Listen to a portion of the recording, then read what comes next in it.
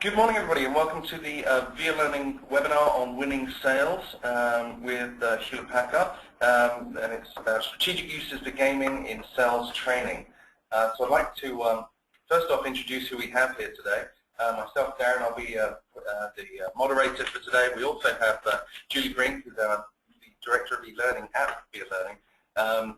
Julie has over 10 years of experience in training and development, everything from curriculum design to implementation, production, and other areas, working with clients like Cisco, Microsoft, Comcast, Nike, HP, and others. So we're glad to have Julie here and your experience of e-learning and gaming. Thank you, Julie. Thank you, Darren. Also with us, we're very pleased to have Carol Cohen from Hewlett-Packard with us. Carol, in addition to having 14 plus years of experience just working at HP alone, Carol has won several awards, including awards of distinction with STC, 3 I believe now, 4 in fact, ASTD, Excellence in Practice Awards, Brandon Hall Silver Medals, and we're very, very happy to have Carol with us, so thank you, Carol. Thank you. Alrighty, so just quickly touch on the 3 key areas that we're going to be reviewing today. We're going to take a look at obviously game-based learning and the actual game mechanics. So by that we're talking about things that make a game a game. So and then turning that into an e-learning event. So think of kind of time, cadence, the overall interactivity, concepts of Sega and Destiny, and applying that to an e-learning environment. So we're not talking about creating Halo 3 when we're talking about gaming in the corporate space, but taking the conceptual elements like competition, etc., and applying that to an e-learning environment. We're also going to look specifically at sales applications for game-based learning. Sales is an area that we're continuously seeing more and more interest on sales, on the game-based learning. Some specific reasons for that, and we'll start to explore that too. And then we're going to look at a little bit at how do you create stickiness, how do you measure and monitor the overall success of the game, how do we know that this is working well for your audience. So before we begin that, let's run a quick poll. We'll have a few of these as we go through. And the first poll we're going to do is a pretty simple question. Are you currently using gaming? So it's a yes or no answer. We just want to get a quick poll so we can get a feel for the audience in terms of how we talk to this. So we're currently seeing those numbers coming through. About 80% of you have voted, and it's split 50-50 right now. Okay, 53 to 47. Alrighty, so it looks like it's very, very even actually. It's very, very even indeed.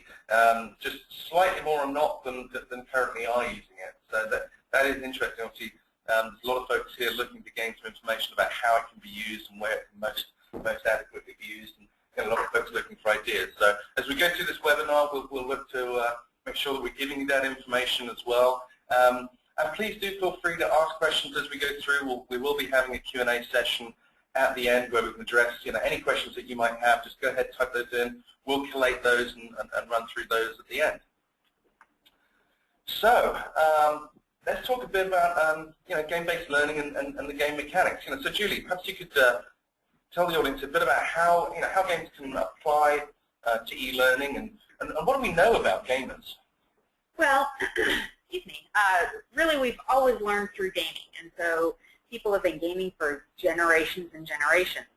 72% of American households currently play computer or video games, and that 72% spent $25 billion on video games and accessories and hardware in 2010. So this is really a great opportunity for the training industry in order to take advantage of people using gaming content and the technology around it. In addition, purchases of digital content in 2010 were accounted for 24% of game sales. That's astronomical. So, and that generated $5.9 billion in revenue just in and of itself. So we've always been playing games, and the technology has allowed us to really start playing them in a different way. So computer-based gaming is a big deal. Huge deal. And for the training folks, that really gives us an opportunity to expand our training capabilities and the way that we teach our adult learners and our children as well, but our adult learners too. So computers, as they are now, they really extend our natural game inclinations, and that purchasing of digital content has grown so rapidly, so quickly, and so many people are playing games. It's only natural that we can integrate this into the training world. It's a phenomenal opportunity to take advantage of what people are already doing, which is playing games on computers.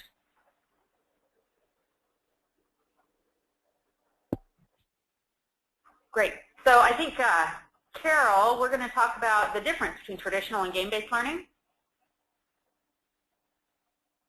Sure. So let's start with the most important question to ask of all. Why do I like games?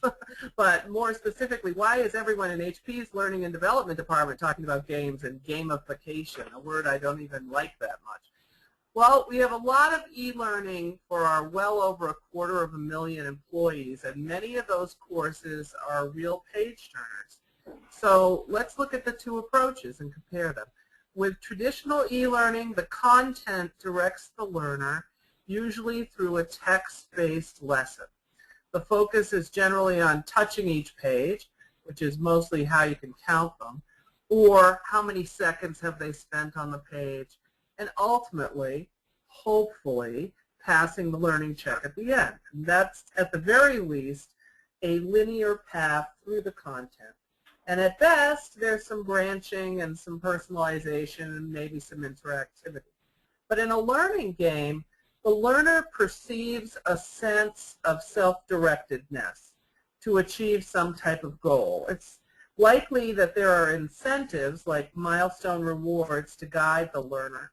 There may be a built-in redundancy to reinforce the learning, couched in, I'm quoting now my air quotes, fun, which ensures that the learner will not only tolerate the repetition, but also enjoy it. In a game, the focus is on the goal and the fun of attaining it.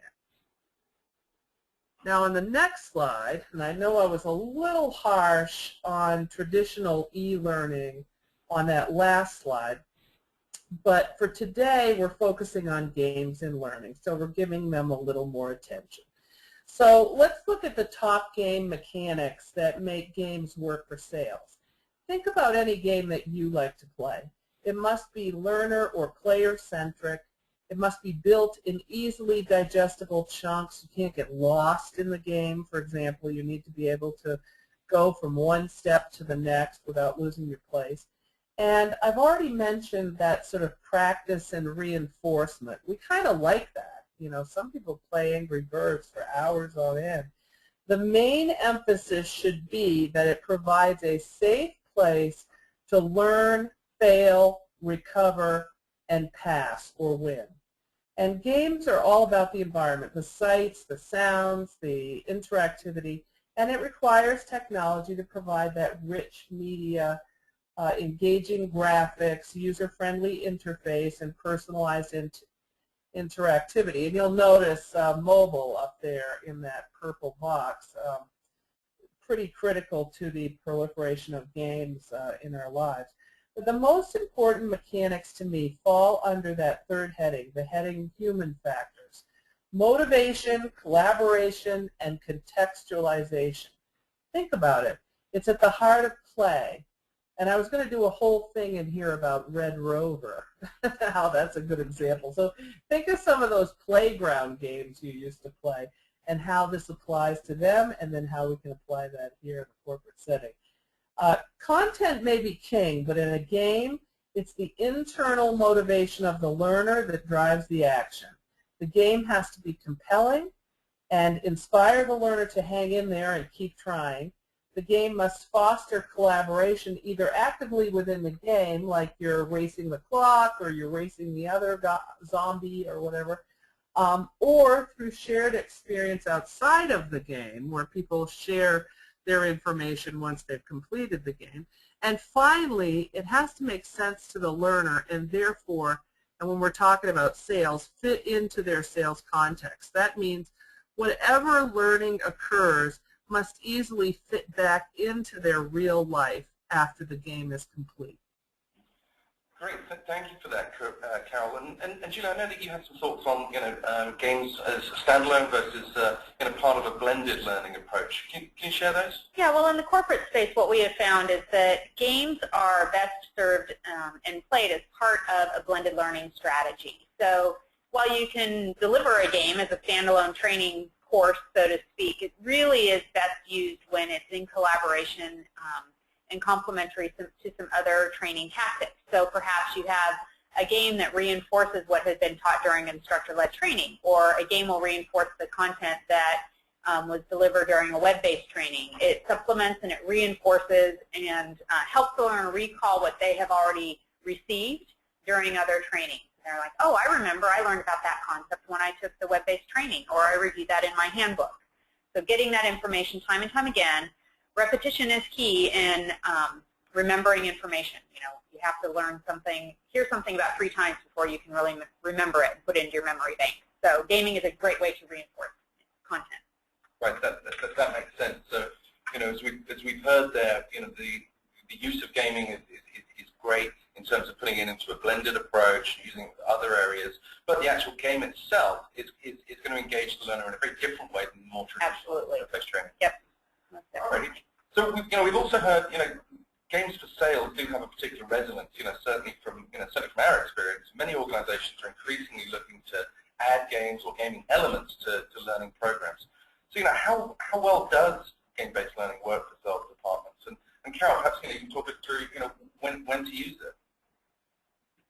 Great, thanks, Darren. So for starters, just like Julie said, I would focus on enrichment in collaboration with a formal training program. Carefully select which content you think would be best to learn in a gaming setting in relation to your greater program. Gaming is a good way to sort of confirm knowledge, and a good way is a little vague. Fun for the learner, sort of easy to digest way to confirm knowledge of new products, maybe, if you want to reinforce some key facts about them, particularly when you're learning those key features and benefits. I love it when you can just isolate some key facts and then sort of use the natural fun redundancy of a game to sort of reinforce that in the learner. Think of the game when you want an easy way to ensure knowledge retention and reinforce that learning with a refresher. You know, here's a fun way to just sort of check your learning, check your knowledge, get a little new piece of knowledge. It can also be a handy way to renew or update existing knowledge when there's a change in the core knowledge area. So games can be especially conducive to learning certain processes such as the sales cycle or the sales business process, because you can just kind of get that key information in there and sort of, you know, over and over. They play the game over and over, so that enables them to just kind of reinforce what you want them to learn. They don't even, you know, they don't even realize they've been doing it over and over. That's the beauty of the game. Absolutely, it sure is. And as you mentioned, Carol, so we're going to talk next about some of the types of games. They typically fall into 3 different categories, is what we found, for successful sales training. The first is game show type of games. And Carol, you mentioned that, you know, refresher content is a great way for game-based learning to be used, and game show style games are a great way to deploy that refresher content. So you can use it as a way to refresh information, let people know. It helps them acknowledge the information that they already know or they've already learned. It's quick hit, fast-paced information with the goal of fast and easy recall. These games are typically faster paced, and they get scored and rewards and medals, and you can see how people are doing through leaderboards, and they get immediate, you know, feedback on their success. You know, bell rings if they get it right, or, you know, they hear it wrong if they get it wrong. So it's a great way to reinforce information. And Carol, I know that HD has done some game show style games. Can you talk about that a little bit? Sure. Here are a couple of examples of some game show games. We have a number of, in programs that I run, I have a number of games like this that we use, where the platform itself, and by that I mean the sort of wrapper, the game show wrapper, like the one on the bottom, which is based on sort of the "You Want to Be a Millionaire" TV show. The thing about this is it is that familiar, unencumbered, safe environment of a game show. The people, even you know, globally, even outside of the United States, people understand the concept of a game show game or a simple game like a Pac-Man game, they already understand that. It's not challenging or dangerous in any way or concerning to them because they already get that part. So you see this sort of, and I use the word unencumbered, think about it as creating a safe environment. Then the only thing that's different is the actual information that you're trying to reinforce with them. And that's a pretty cool thing as a learning platform goes, you know, a platform that doesn't get in their way and helps them learn and it's fun at the same time. That's pretty cool. So I like to use these types of games with the simple set of facts. You know, if you want people to know 10 things, what better way to do it than to use a game that they're familiar with, that they think is pretty fun, and they go in and you just kind of reinforce those 10 things until they're done playing. The fun of the game will keep the learner engaged through what might be a very mundane lesson if you took those same 10 facts and taught them by telling them and telling them and telling them again and then testing them at the end. So think about game show games when you just want to reinforce, and I'm using quotes now, test some basic facts. So back to you, Julie. Great. Another very, very common way to use gaming in the corporate space is through simulations. So simulations are probably the most common form of game-based learning that's out there. Particularly in the sales area. As we know, role play is a very effective way for salespeople to train and learn. And so simulations have, you know, they've been used for years, and now they're retitled as game-based learning, which is great. They are also a very safe way for learners to practice their skills. They can do role plays, make decisions they might not normally make, and see what the consequences are. So they're posed a question from a potential customer, and they may answer it one way in the game and to see what might happen. So it gives them a way to practice. And simulations are also very scalable as well. Actually, all of the games are, but simulations are, because you can put in a variety of different responses from your customers or for the different learning environments and get different answers and responses and really put the learner in their own shoes, so to speak, in the simulation. Some simulations are more realistic than others, but the intent is that it really gives the learner a safe place to practice. And I know HP's done a couple of great simulations, Carol. I think we've got them up here on the screen now. Talk about those a little. Yeah, we have a couple examples here, but I'm certainly not the only one within HP Learning and Development using simulations. There are a lot of my colleagues that use this format. And I just pulled out a couple of examples so people can get an idea. Here you're talking about a little more realistic situation. And the one caution I would give people is, again, when we're thinking about that, people live in a certain context, and what we're talking about today are salespeople. And we want to take them from that context into some kind of simulated environment that seems real to them, where they can practice, and it's got to be real enough that they can then go back to their regular life and apply what they've learned. So sometimes you need to really think carefully in terms of your scenario and the graphics and that sort of thing. But the two examples I'm showing you here, the left is exactly what Julie was talking about, a sales simulation where the learner makes choices while having a discussion with a customer. There's certain levels of rating where if you pick optimum answers, you know, you get a better score than if you pick these sort of mediocre answers. A lot of extensive and robust feedback, resources built into the simulation that they can study before they go into their customer environment. We even have a simulation training that simulates an office with emails coming in from your manager, and when you answer those emails as part of the game-based learning, it actually writes to something like a wiki page that an instructor can review after you've completed that simulation. So the learning actually continues on beyond the simulation. On the right, you see an example of a sort of a game-based module, and I'm using that term for the same reason Julie said we're now calling these games. These simulations are very much e-learning and have some gaming elements to them. They don't feel as much like games as the ones we were previously talking about.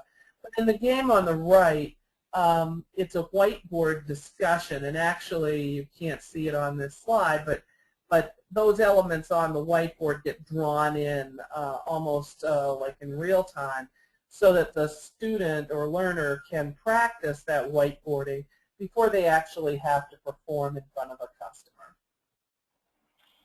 Cool. Now that makes a lot of sense. You know, and then on the opposite spectrum of kind of simulation games, we have what we've loosely termed metaphor games. So do you want to talk us through what that is, Julie? Sure. Yeah. Metaphor-based games offer a little bit more fun into the learning for increased engagement. So they put the learner in an environment that is fictional, but provides them a way to integrate and contextualize issues or challenges they would face in their daily role in their work life. So in metaphor-based games, the key is knowing what part of their real life that they do get out of the game. So you can see in here, like Cisco, they created a rock and roll spin on a game and put the learner in there and answered questions and really related it back to their daily life. And you can deliver different types of content through the game interface that's more fun, more engaging, and really puts, put some extra spice into the learning. Great, and again, Carol, I think you have some examples of metaphor-based games that HP have looked at. So you can kind of talk us through what we're looking at here. Yeah, I really like the metaphor-based games. Probably not because I used to be an English teacher and I like metaphors anyway, but I like metaphor-based games because you can, they may have a little more reuse. The nature of the metaphor could actually apply to multiple content areas, and so you can kind of reuse that model as long as you're doing what Julie was referring to, making sure that your training content really fits with the environment that you're creating in the game. I like the idea that you can pluck some aspect of their current performance and then use the game a little bit in a sophisticated way to focus on that aspect and just that aspect alone. So if you look up at the left, you might think that's a typical game show game, but really we're using kind of the game show or the kind of familiar, almost like a Jeopardy game type environment. But here we've taken, instead of product or knowledge areas as the topics, we've taken different roles in the customer as the topics. Now that really is turning on its head how you might set up a Jeopardy game.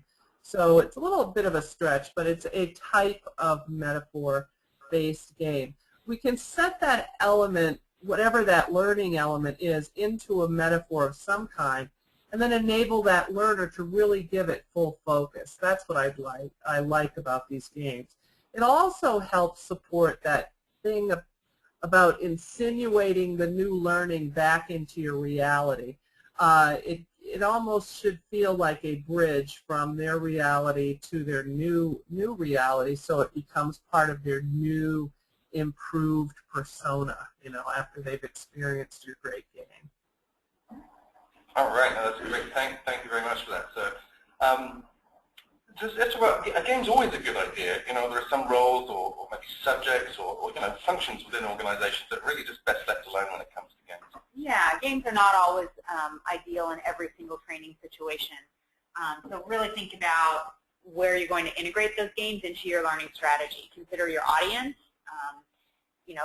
Do they prefer games? Think about the different generations that you have. Most generations like gaming, and in fact the average gamer is around 37 years old nowadays. So, and they've been playing games for a long time. So make sure you know who your audience is. And we'll talk about this a little bit more. Also any technical considerations if you're deploying to a global audience. There are a lot more technical concerns to think about rather than if you're just deploying to a U.S. audience. Also, some sensitive subject matter may not be the right way to, do gaming. Give us an example of that. For example, sexual harassment might not be the most appropriate topic to put into a game. So you just have to think about what the subject matter is, and it varies for company to company, of course. And then also thinking about what type of success metrics you want. So if you really require full, deep web analytics based on what you might have as a web-based training course now, there might be some different challenges if you were to deploy gaming through multiple platforms. Alrighty, great. So there's lots obviously to consider there in terms of the subject matter and the type of format of the game itself that you're going to deploy. And as with all forms of learning and e-learning, there's a constant challenge to make sure that games or content that is sticky. That the investment that's made in the learning activity is used wisely. And good games often have an element of that kind of addictiveness to ensure that the audience does return time and again. That's the ultimate goal. Yep. That impulse can certainly be seen in a variety of games like Angry Birds or Sudoku, even in an offline environment. But it can also be a value to create stickiness to the corporate learning audiences as well. We want to get that same feel in there. So before we go further, let's run a quick poll on why the audience thinks games can be addictive or why they are addictive. So there's quite a few options there. I think we've got 4 options on this one. So why are games addictive? One, because maybe I know if I can get it right, I can keep trying and keep going in the game. Because it's just fun and it's enjoyable to play games. That competition thing, because my 4-year-old can work this game and I can't. That happens to me. Or maybe it's done because it passes the time. It's a good, fun way of allowing you to consume some time and gain some knowledge along the way. And your brain actually does need new information, and they've shown, statistical research has shown that games like Sudoku can really help engage your brain.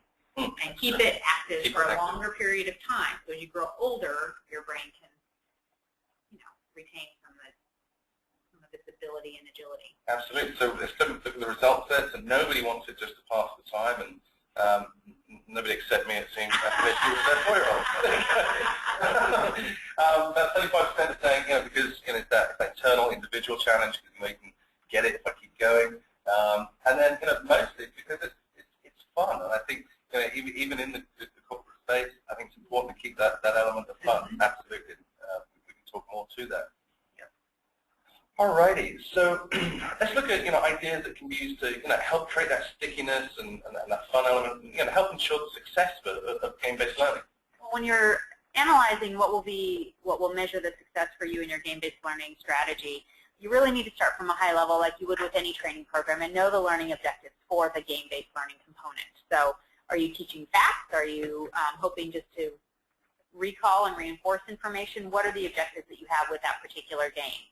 Also making sure that there is actually a need and if gaming is the right solution for it. And then make sure expectations are set for budget and level of complexity within the game. Are you going to do a low interactivity or low complexity game or high? What is the outcome you desire? And really analyze that information. Everybody, all stakeholders need to be on the same page prior to starting. Yeah, I think that's an important point, because as we said right from the get-go, this is not about creating Halo 3. Yeah, not at all. No. Carol, so perhaps you can talk a little bit through about the audience. Sure. Salespeople like games because they're fast and fun, and they also like rewards, and games always have them. I remember playing Sudoku on my tablet, and at the end they gave me a piece of cake. Even though there's no way to eat a picture of a cake, it's enough of a reward to sort of keep me in the game. We all know that sales training has to be quick, impactful, and engaging, and a game can offer all of that because you can vary the levels of learning depending on the game design you choose. You can align the game design directly to those audience needs. And it goes without saying that salespeople like to compete, and winning a game fits right into that mindset. Mm-hmm. Absolutely. Couldn't agree more. What about the content, and the story that it tells, is there anything you can share on that? Yeah, well, you'll notice that we've been talking about games all this time, and not so much about graphics and technology. That's because it's all about the content and the story. So before you begin a learning game project, think carefully about your target audience. Your task is to design a safe harbor for a person to use for practice that makes sense to their current state and ultimately fits with their new improved state after you've completed your training. What do your learners care about and value? What offends them? Do they have a sense of humor? Some audiences don't have the same sense of humor than everyone else, and especially audiences don't necessarily have the same sense of humor or value system as learning program managers. You know, we tend to be training lovers. We tend to be excited to try some new training, even if it doesn't really apply to us. So you have to think about that and tailor your gaming environment to them. And carefully consider the complexity. Are you trying to ensure knowledge transfer? Use a game show game. Are you trying to focus on a particular aspect or behavior that requires making informed choices or integrating knowledge to certain situations? Use a metaphor-based game. And if you want to challenge learners to apply their skills and knowledge in a realistic situation, use a simulation. So from the very lowest level to the highest level of learning, games can improve that time to competence. And that's really important for those of us in the training world. Yeah, absolutely. And I know that, you know, particularly for, you know, sales organizations, time to competence is a real key factor. So, you know, creating engaging content in a way that, you know, enables that time to competence to move forward rapidly is certainly huge to all concerned. So there's, you know, lots to consider there in developing a game, you know, where it's going to be used as a learning tool. But, you know, how can we make sure that, you know, learners engage and do actually come back for more? Well, we need to make sure that the content and the story and the complexity falls into the right level of engagement for the learner. So there is a flow of difficulty and psychological motivation. So the key is to get the right temper between frustration and boredom. So set challenges that are challenging and that they build up, and then before they get frustrating for the learner, find an easier way to do it. To kind of ebb and flow and go back and forth in the difficulty of the game. So you get someone to win something, they get excited, and then, you know, they go again and something gets a little hard. Give them a little bit of a respite, so to speak, so that they can stay engaged. You don't want to get down to, on the screen, it has, you know, A1, A3, A4. You don't want to get to A3 on either side, because that's when you're going to lose people. So you need to try and stay within A1 and A4. That has to do with, you do that by engaging content and the graphical look and feel and the different challenges. I imagine that, you know, having a good knowledge of your audience would assist greatly on that. Absolutely, it most definitely would, yeah. You want to make sure that the audience feels that they accomplished or achieved something, but then not quite too much so they continue playing. Great. And, you know, thinking of our audience, this message to the audience, as you go through, you know, please do send in some questions. We're getting quite a few coming through, but please continue with those, and we'll make sure we address those at the end. Julie, great. So one of the ways to make sure that you keep people engaged also is the risk and reward. So make sure that the content and the challenges are meaningful to learners, that they have the ability to not do very well and try again. That's very important. And obviously give rewards and incentives, which you could do in any type of training context, not just necessarily in gaming. And then link it perhaps to real-world benefits. Set up some sort of incentive program, a leaderboard that everybody can see who's doing great at, and the leader wins, you know, a new coffee mug or something at the end of the month, whatever it might be, and allow for earning credits and points and awards and whatnot. And also one thing that you need to consider is the competition within gameplay. So people are inherently competitive. They want to survive and they want to keep going and they want to win. People may not know for sure that that's what they want, but the brain is wired for survival. And so we are very competitive. But with that competition, you want to make sure that it's positive and not necessarily negative completion of a game. So you don't want to put the negative spin on it like you're better than Jack. That's not necessarily very positive, but you have earned this gold level ninja status. Woo, good for you.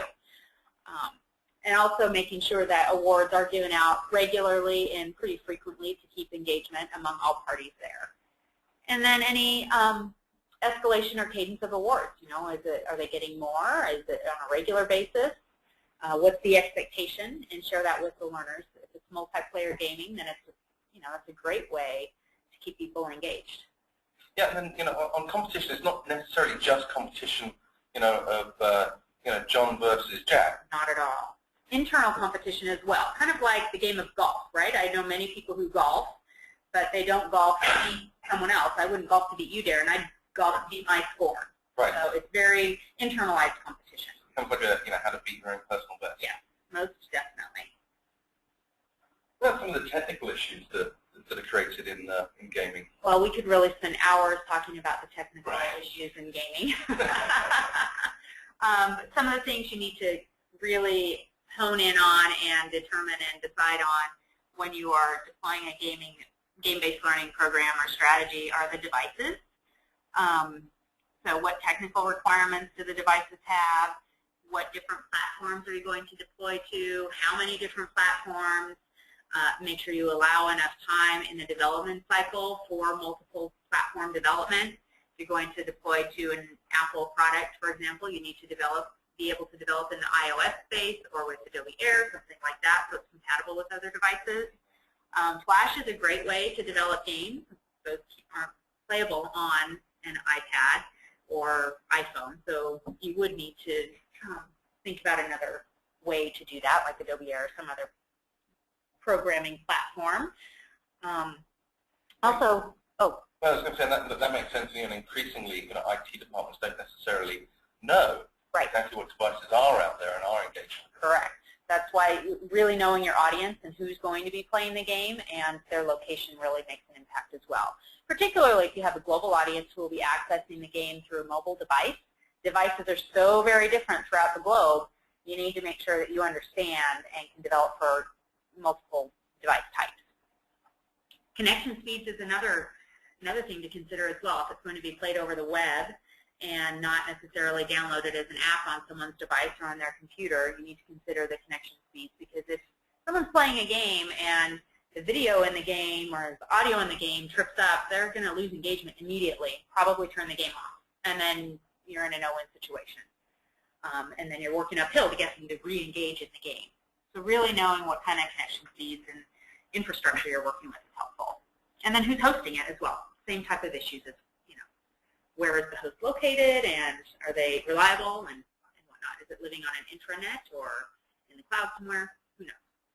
Yeah, I think as you say, we could probably do an hour-long session just around technical aspects. Yeah, and this is very high level, so I realize that. So it's very important that you do create a functional specifications plan and deployment plan before you even start building. Great, great.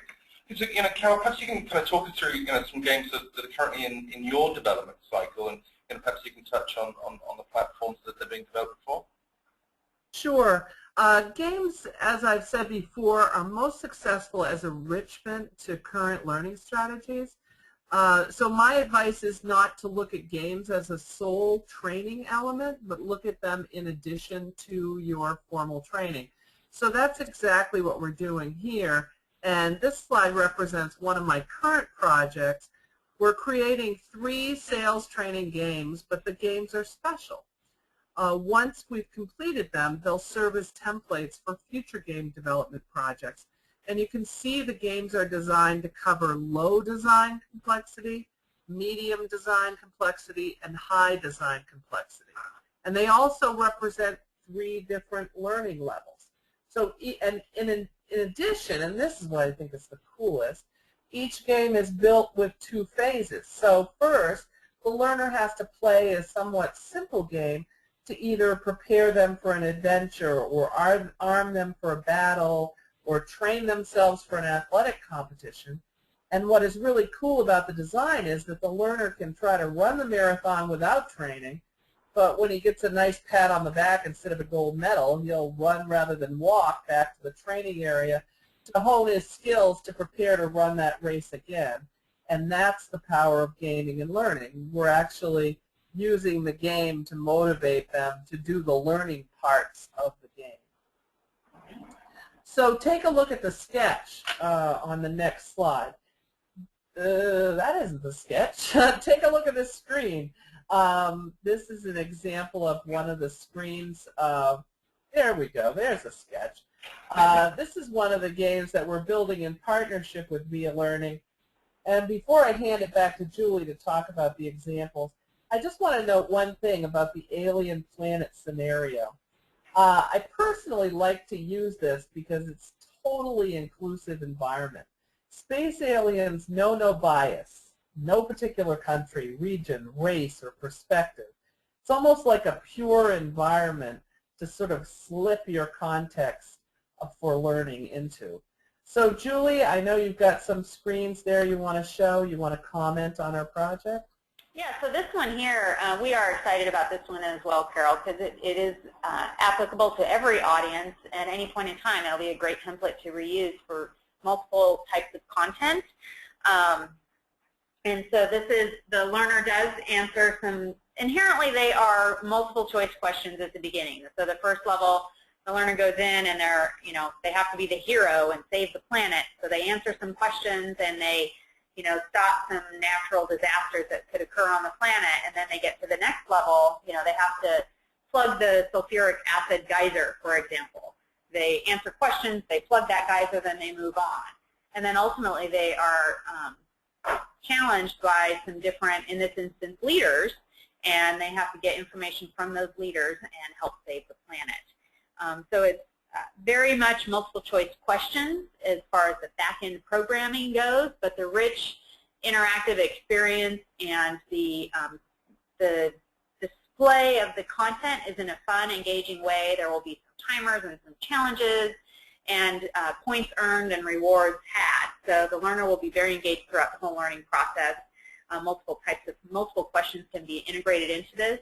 It's very scalable. We can add different leaders. We can add different challenges along the way, and just really keep people engaged and make it longer or shorter, depending on what content there is that we want to send.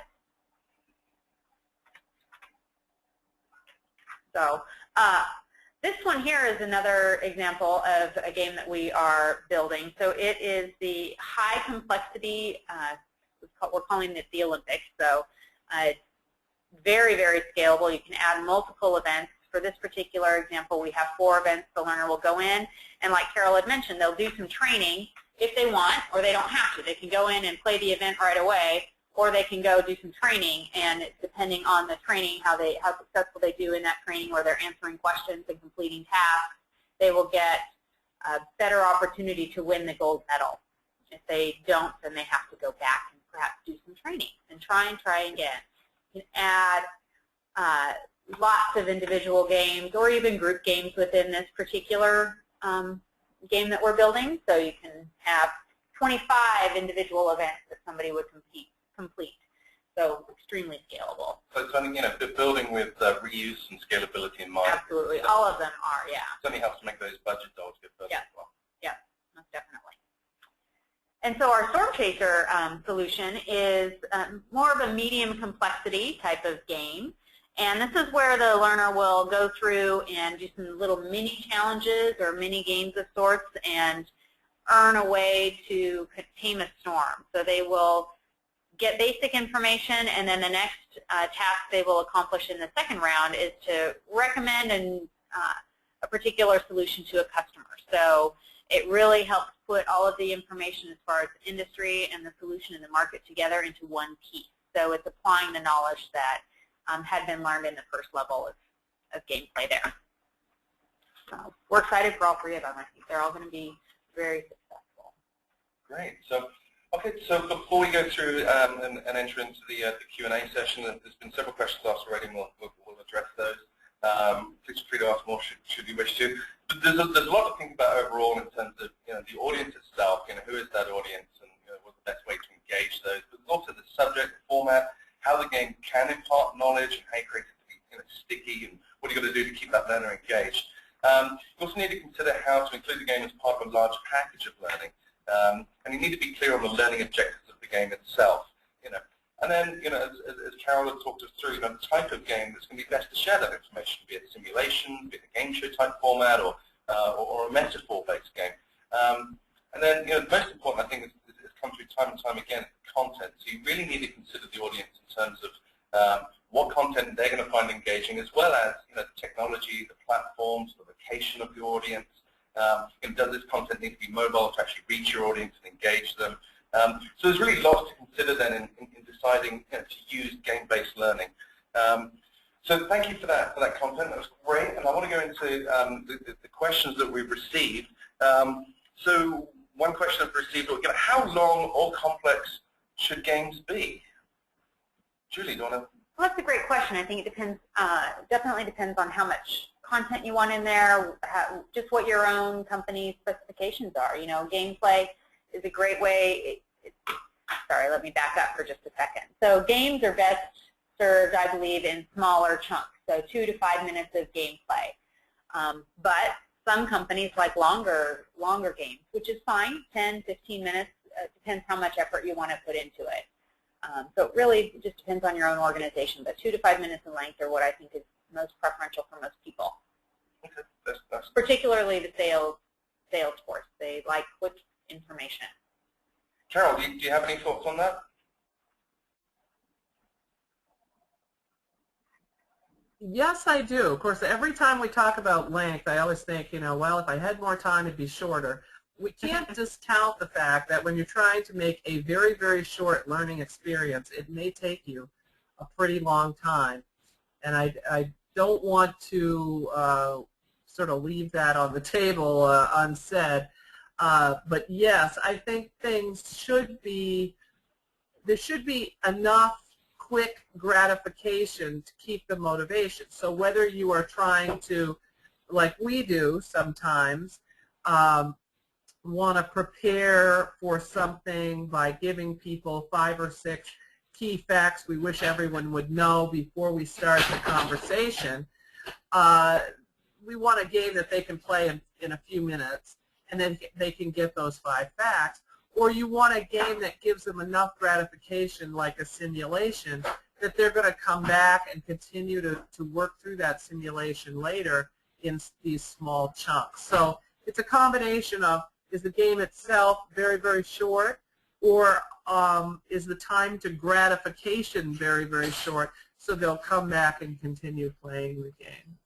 Mm-hmm. That's great. And then one question we've been asked here is to kind of re-go through which games apply to which scenarios. So just to quickly touch on those. So Carol mentioned earlier, if you're trying to ensure if it's a knowledge transfer, the game show style is a really great way of doing that. If you're trying to focus on a particular aspect of behavior that requires making informed choices or integrating knowledge to certain situations, metaphor-based gaming is very, very good for that. And then, finally, if you want to challenge learners to apply those skills or apply that knowledge in a realistic situation, simulations are a great way to go for that. That leads me to another question, which is, in the instance of simulations, have we been tracking, or maybe Carol, in your Hewlett-Packard experience, have you been tracking learners' behavior 6 months or more after the games take place to see if that behavior, that new learned behavior, sticks, or if they're reverting back to their previous or their old behaviors? Do you have anything to share on that, Carol? Well, I think we do have some evidence that it does stick. In other words, they use a simulation for practice, and then they can apply it in their work. And of course, and it's the reason, and I think you probably hear the hesitation in my voice and the same hesitation with Julia's. When you look at those simulations, most of the time they're really an e-learning, a traditional e-learning experience dressed up as a game. Because in fact it has more in common really with traditional e-learning. It usually has a lot of depth of content, maybe resources to read, takes longer to do. It has tracking related to types of answers that they give and ratings and the long-term kind of ratings. So there's a lot, I think, and those have been around for a long time. So there's a lot more evidence that those are an effective way if all that front work is done. The right audience is identified. It's identified as actual training where they may be required to do this simulation, and you're tracking those very people versus, the halo game goes out onto Best Buy and you try to sell it to anybody who walks through the door. When you're talking about a simulation, you're really targeting a very specific audience. Hopefully you're requiring that they take it, and you're tracking their behavior the same way you would with e-learning. And there is evidence of effectiveness there. Great. Thank you for that, Carol. I appreciate that. And this question makes sense given our initial poll of who's using gaming. About half and half were and weren't. So the question here is what suggestions do you have for an organization that is new to getting into gaming and game-based learning? Any suggestions of how they start, I guess? Well, I'll start with that one, Darren. So I think one of the first things that an organization needs to do is look at what their current training strategy is and where the gap in knowledge is. So do a needs analysis or a gap analysis on what information is lacking, and then perhaps deploy a game to solve that issue, to provide more training and reinforcement and knowledge deployment on the information that is not being retained by people. Mm-hmm. That would be the best way to start. Okay, find out what the issues are that you're trying to solve, and then discover if gaming is an appropriate way. Right, exactly. Yep, absolutely. And Carol, obviously, you've been involved in game-based learning for some time, but do you have any thoughts for members of the audience that perhaps haven't so far jumped into game-based learning? Well, gaming and games and gamification are pretty vague terms, so I would make sure that in terms of what they're looking at, they're all in agreement on what that means. Because sometimes when people are talking about gamification and game-based learning, all they're talking about is we're going to have badges and little stars next to your name when you go in and take training on our learning management system. That's gamification. So if they're really talking about creating game-based learning modules, I would suggest start small, because you can always underestimate the amount of work involved, the amount of content development, and the amount of platform or interface development involved in creating a game initially. And then take a look around at, just Google around and look at some examples of games. There are a lot of games that are templates already exist. A lot of those show game type things, the templates already exist. And all kinds of vendors are happy to partner with you, including VIA Learning, but other vendors as well are willing to partner with you to help build those games. And they really are quite easy to build if you have a good solid set of multiple choice questions. But again, I would confirm what people are really asking for when they say they want game-based learning. Because sometimes they're thinking about a simulation, sometimes they're thinking about badges. Sometimes you don't even know what they're thinking about. So for me, they are fun-based modules that support as enrichment a more traditional training program, and that's how I think of them, and that's how I approach them in all my projects. Great, thanks for that, Carol. And then this question appears to be at the other end of the spectrum, where I guess for this individual games must be already be part of the strategy. The question is, what would be a good strategy for discouraging oversaturation or misuse of games or game elements in courses? Individual states, for a lot of stakeholders, games are nice and shiny new hammer, and all of the learning objectives are nails. So people can get caught up in fads or buzzwords or overuse of a tool to the point where it can become, no longer becomes effective, or it becomes ineffective. So, can gaming be overused in this way? I want to jump in on that one, because I think games are self-regulating. LPMs may not be self-regulating, but games are. If you go off and build a dozen games and post them someplace, and nobody plays them, the shine is gone. So part of the whole thing is to look at it as a program. How is the game supporting your program? How is it tied to your metrics you're already doing with your e-learning, and ensuring that that game has actually got a role in the plan. Just posting a lot of games and activities and then just expecting people to go play them is a sure way to end up with a lot of really dusty games. It's the way I would view it. But Julie, you got a better answer to that? No, I really don't. I think you're right on. I think you're very much relying on the audience to tell you too much, right? Mm-hmm. Most definitely. That makes a lot of sense. So a lot of folks out there, are using instructor-led training. One of the questions that was asked here is, how do we integrate gaming into our instructor-led training strategy?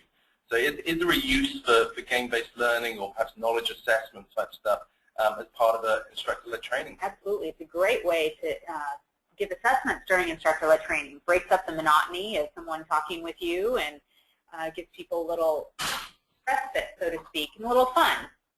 And you can also do face-to-face games, of course, during instructor-led training, which I know a lot of people do already. But it's also a nice little break and a way to give people a safe place to answer some questions and have a little bit of fun while they're involved in instructor-led training.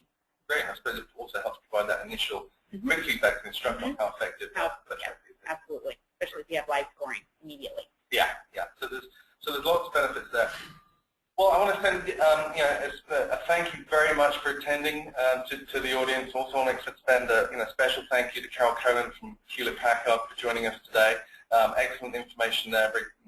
Lots of good stuff, lots of stuff to consider there. And also thank you to Julie Brink as well for bringing your extensive knowledge on this issue. So thanks very much for attending the VIA Learning and Hewlett-Packard webinar on game-based learning.